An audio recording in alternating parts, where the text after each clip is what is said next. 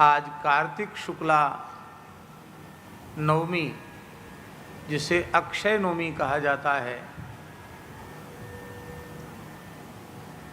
आज सतयुग की जयंती है। हमारे भारतवर्ष के पंचांगों में लिखा रहता है कृतोत्पत्ति ही, सतयुग की उत्पत्ति आज हुई। आज सतयुग की जयंती है। आज किए गए सभी शुभ कर्म अक्षय पुण्य प्रदायक होते हैं, अक्षय पुण्य की प्राप्ति होती है।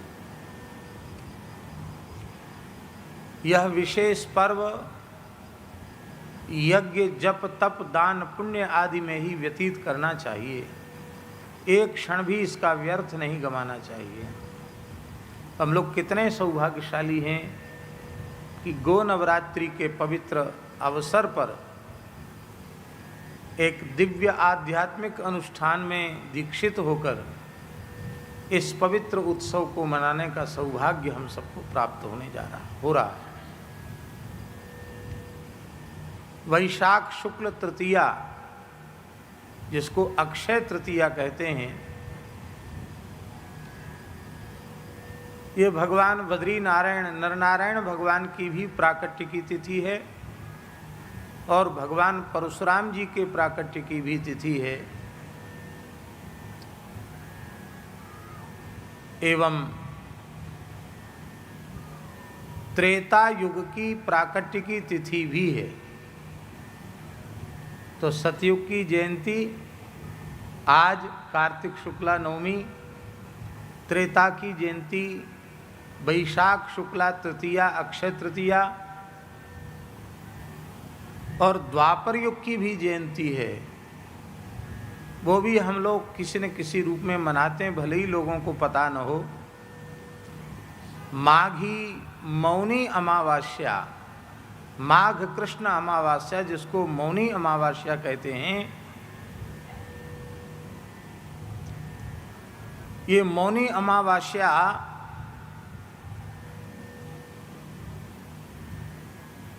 द्वापर युग की जन्म तिथि है।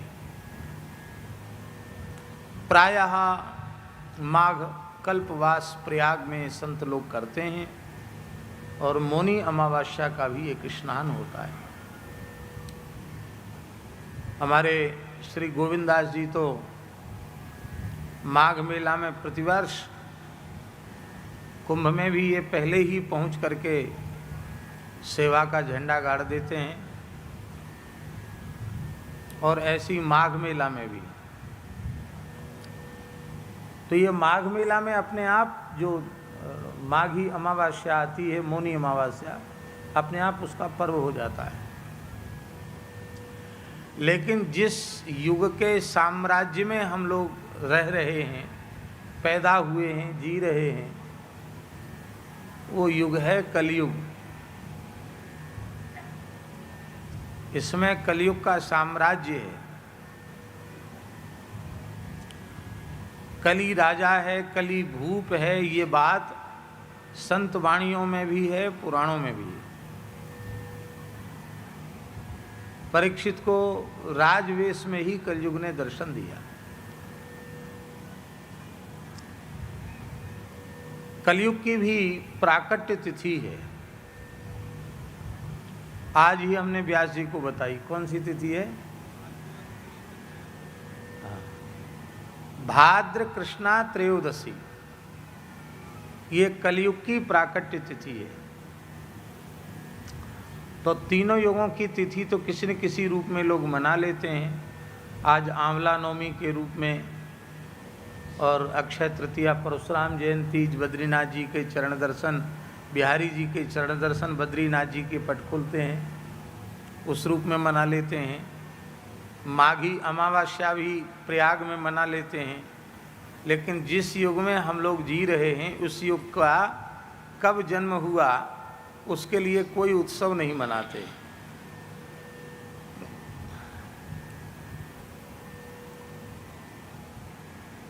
हमारे श्री दयानंद शास्त्री जी विराजे हैं।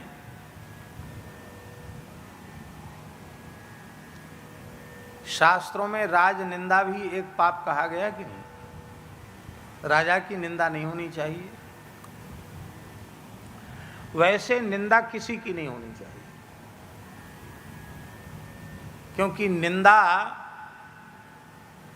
वो किसी के भी किए गए पाप की सूचना है।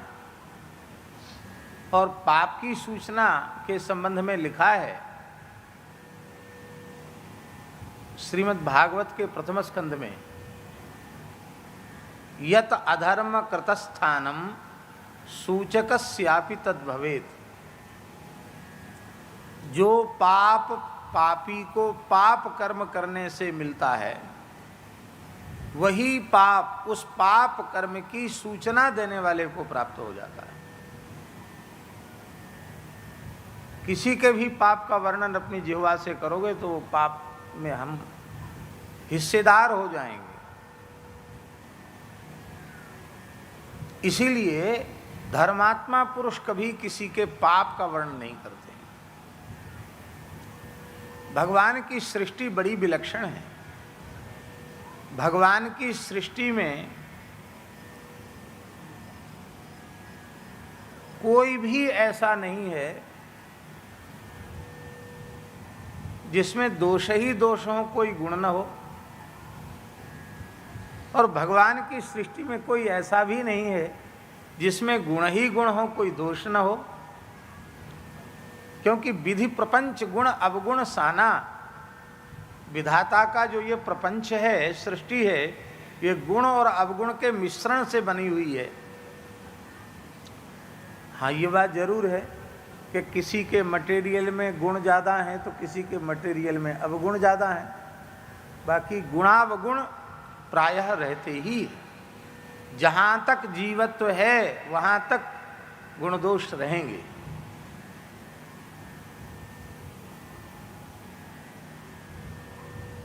हमें क्या करना चाहिए? सूर्पवद दोषमुत्सृज्य गुणान गृह्णन्ति साधवः। सूर्प के समान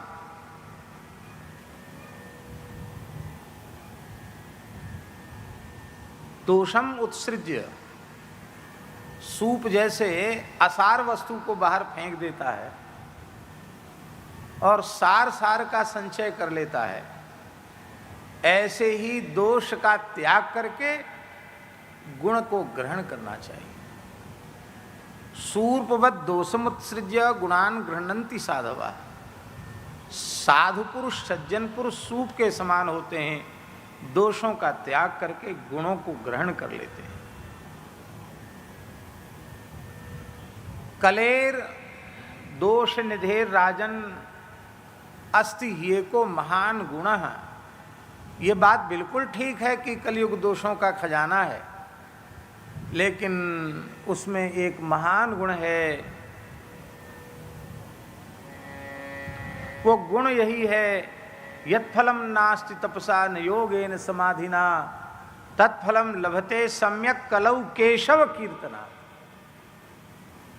संकीर्तन से उस पुण्य फल की प्राप्ति हो जाती है। पुराणों में लिखा है कि सतयुग में 12 वर्ष तक कठोर ध्यान, योग, तप, समाधि आदि के द्वारा 12 वर्ष तक साधन करने से जिस पुण्य फल की प्राप्ति होती थी, वह त्रेता युग में शास्त्र विधि से श्रौतस्मार्त यज्ञादि करने पर 1 वर्ष में प्राप्त हो जाती, 12 महीने में। और जो त्रेता में 12 महीने में सविधि श्रौतस्मार्त यज्ञानुष्ठान करने से जिस पुण्य फल की प्राप्ति होती थी, उस पुण्य फल की प्राप्ति द्वापर युग में नारद पांचरात्र आदि जो आगम ग्रंथ हैं, उनकी विधि से, निगमागम की पद्धति से भावपूर्वक भगवान श्री हरि की सेवा पूजा परिचर्या करने से 12 दिन में, केवल 12 दिन तक भगवान की पूजा परिचर्या आदि करे, उससे प्राप्त हो जाती है। अब सुन लीजिए व्यास जी, सतयुग का 12 वर्ष किया गया साधन, त्रेता का 12 महीने किया गया साधन, और द्वापर युग का 12 दिन तक का किया गया साधन, कलौ तदहो रात्रेण, उस उतना पुण्य फल तीनों युगों में मिलाकर जितना पुण्य फल होता है, उतना पुण्य फल कलयुग में केवल प्रातः काल से रात्रि पर्यंत संकीर्तन करने से प्राप्त हो जाता है। कलौ तदहो रात्रेण। इसलिए अनुभवी महात्माओं ने कहा है कि कलयुग में तो नाम की विशिष्ट विधि से जप करने पर 24 घंटे भी नाम जप जिन्होंने बैठकर एकासन से किया, उनको भगवत साक्षात्कार प्राप्त होते हुए देखा गया। ऐसे अनेक उद्धरण हैं। कलौ तदहो रात्रेण, एक अहोरात्रि से कलयुग में उस पुण्य फल की प्राप्ति हो जाती है। तो हम लोग कलयुग में जी रहे हैं, तो कलयुग राजा को धन्यवाद देना चाहिए हमको कि नहीं? कितना बढ़िया गुण है कलयुग महाराज में, जो केवल नाम संकीर्तन से ही हम संपूर्ण दोषों से विमुक्त होकर भगवान की नित्य सन्निधि प्राप्त कर सकते हैं, अपना परम कल्याण कर सकते हैं। तो क्यों ना हम लोग यह विचार अपने मन में करें कि अब की बार जब भाद्र कृष्णा त्रयोदशी आएगी तो हमारे लाला की छठ तो होएगी ही, बालकृष्ण प्रभु की छठ होगी, क्योंकि अष्टमी को उनका प्राकट्य है, कृष्ण जन्माष्टमी है, तो त्रयोदशी को छठ है। तो त्रयोदशी को लाल जी की छठ तो होगी ही, छठी महोत्सव होएगा ही। हम लोग कलयुग के जन्म की तिथि को भी क्यों ना भगवान नाम संकीर्तन के रूप में मनावें। सुविधा होवे तो 24 घंटे का कीर्तन करें, उतनी सुविधा न होवे तो कम से कम अपने घरों में 10, 20, 50 वैष्णव मिलकर के सूर्योदय से सूर्यास्त तक कीर्तन करें। उतनी भी सुविधा न होवे तो कम से कम 3 घंटे का कीर्तन तो जरूर करें।